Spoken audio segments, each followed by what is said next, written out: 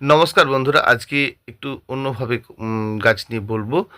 Pushpashree nursery Kolaghat, আমি কমল। তো আজকে কোকোপিটের নিয়ে সম্পূর্ণ মানে কোকোপিট দিয়ে গাছ রোপণ করার পদ্ধতিটা বলবো। তো কোকোপিট দিয়ে আমরা যখন গাছ রোপণ করি, গাছ খুব সুন্দর হয়ে ওঠে। তো খুব সুন্দর হয়ে ওঠে। অনেকের প্রথম অবস্থাতে কোকোপিটে গাছটি রোপণ করার পরেই গাছটি মারা যাচ্ছে। ইহার কারণ যে যখন আপনি গাছটি কিনে নিয়ে এসেছিলেন, সেটি মাটি দিয়ে গাছটি রোপণ করা ছিল। সেই জন্য কোকোপিটে গাছ রোপণ করতে গেলে মাটিসহ গাছ রোপণ করা যাবে না। কোকোপিটে গাছ রোপণ করতে গেলে কেবলমাত্র প্লেন গাছটিই রোপণ করতে হবে। সেক্ষেত্রে মাটি সহ মানে মাটির গটলা সহ যদি আপনি মানে মাটির গুটি সহ যদি আপনি গাছ রোপণ করেন, সেই গাছটি কিন্তু আস্তে আস্তে ক্ষতি অবশ্যই হবে। সেই জন্য কোকোপিটের মতো যখন আমরা গাছ রোপণ করব, সেটি প্লেন একটি চারা নিয়ে তার মধ্যে কিন্তু কোকোপিটের মধ্যে আমরা গাছটা রোপণ করব। এই যে ধরুন হঠাৎই গাছের গোড়াতে অতিরিক্ত জল হয়ে যাওয়ার কারণ এই যে পাতার ডগাগুলো, গোড়াগুলো এইভাবে এগুলো নষ্ট হতে থাকে। সেই জন্য আমরা যখন গাছ রোপণ করব, গাছের গোড়াটি ড্রাই থাকাটা অত্যন্ত জরুরি। তাহলে আমাদের গাছ কিন্তু খুব সুন্দর থাকবে, ভালো কাজ অবশ্যই হবে। এবারে আসি কোকোপিটের কথা। কোকোপিটটি যখন খারাপের দিকে পৌঁছে যায়, তখন দেখবেন এরকম কালো হয়ে যায়। তো সেই জন্য কোকোপিটকে আপনাকে জানতে হবে, যখন রোপণ করছেন কোকোপিটটা একেবারে কালো হয়ে গেলে সেই কোকোপিট কিনে নিয়ে আপনি গাছ বসিয়েছেন, মানে খারাপ হয়ে যাওয়া কোকোপিটের মধ্যে কিন্তু আপনি গাছ রোপণ করেছেন। সেই জন্য আপনার গাছটি অতি সহজে মারা যাচ্ছে। খেয়াল করবেন যে কোকোপিটের মধ্যে এরকম কালো ভাব আছে কিনা। কালো হয়ে যাওয়া মানে কোকোপিটটির একেবারে অবস্থাটা খারাপ। সেজন্য কোকোপিট যখন নেবেন, এমনি কোকোপিট যেমন আপনারা দেখেছেন একটু লালচে ভাব, সেরকমই নেবেন। তো কোকোপিট যদি অতিরিক্ত কালো, কুচকুচে কালো হয়ে যায়, তার মানে কোকোপিটটা আর ভালো নেই, আপনাকে এটা জানতে হবে। কোকোপিটের সময়টা নষ্ট হয়ে গেছে। তাহলে আমরা কোকোপিটে গাছ যখন রোপণ করছি, প্লেনভাবে গাছ রোপণ করার কিছু নেই, এবং মাটির মধ্যে কোকোপিটের মধ্যে কোনো মশলা দেওয়ারও প্রয়োজন নেই। তো এমনি প্লেনভাবে আমরা গাছ রোপণ করছি। গাছ রোপণ করার পরে সুন্দর হয়ে উঠবে আপনার কোকোপিটে গাছ।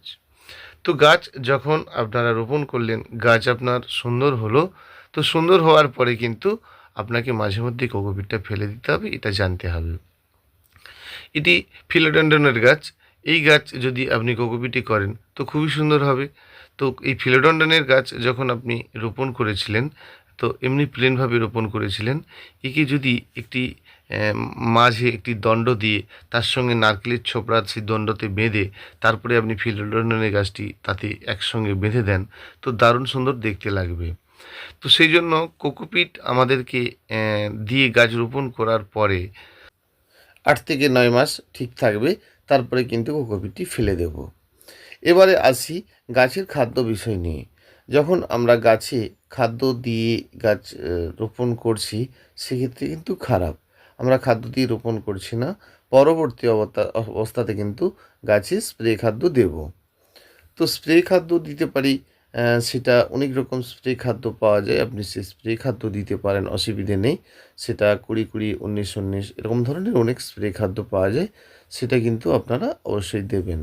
মূল কথা, মাটির মধ্যে ফাঙ্গিসাইড ওষুধ কিন্তু অবশ্যই দেবেন।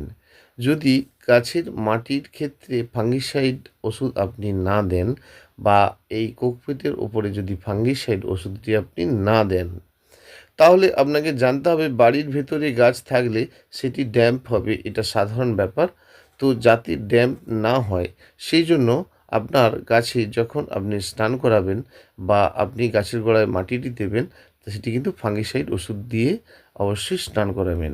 দেখুন গাছটি খুলেই ফেললাম, গাছটির কোকোপিটটা একেবারে খারাপ বা নষ্ট হয়ে গেছে। এটা নিয়ে দেখুন তো, এই যে কোকোপিটটি যখন গাছ আপনি পুনরায় রোপণ করবেন, সম্পূর্ণ এইভাবে ঝেড়ে ফেলবেন। দেখুন পুরানো শেকড়গুলো কিন্তু আস্তে আস্তে কালো হয়ে নষ্টের পথে পৌঁছে গেছে, খারাপের দিকে পৌঁছে গেছে। সেই জন্য অবশ্যই ফাঙ্গিসাইড ওষুধটি মাঝে মধ্যে কিন্তু অবশ্যই গড়াতে দেবেন। কারণ এই মাটিটি নয়, এটি কোকোপিট। তো কোকোপিটের একটি সময় খারাপ হয়ে যাওয়ার পর কী রূপ হয় সেটা দেখতে থাকুন, তাহলে বুঝতে পারবেন যে আপনি যখন গাছ রোপণ করেছিলেন, সেটি কিন্তু খুব সুন্দর রোপণ করার পরে গাছটি হয়েছিল। আস্তে আস্তে কোকোপিটটি খারাপ হচ্ছে। তারপরেই দেখুন এইভাবে গাছে এটি খারাপ হওয়ার পর অটোমেটিক জল ধারণ করবে ওই কোকোপিটটার মধ্যে। কারণ এর জল ধারণ ক্ষমতাটা আস্তে আস্তে নষ্ট হয়ে গেছে। দেখতে পাচ্ছেন? তো এই গাছটি এইভাবে জলের মধ্যে তো আর বেঁচে থাকতে পারে না। সেজন্য ফাঙ্গিসাইড ওষুধটি গাছটি রোপণ করার পরে আপনি কিন্তু অবশ্যই দেবেন। যখনই দেবেন সাব, ব্যাবিস্টন, জ্যাকিস্টন ইত্যাদি লিটারে অবশ্যই ১ গ্রাম করে দিয়ে গাছে স্নান করাবেন এবং গোড়াতে দেবেন। নমস্কার বন্ধুরা, ভালো থাকবেন। আজ এই পর্যন্তই, এতটুকুই বললাম।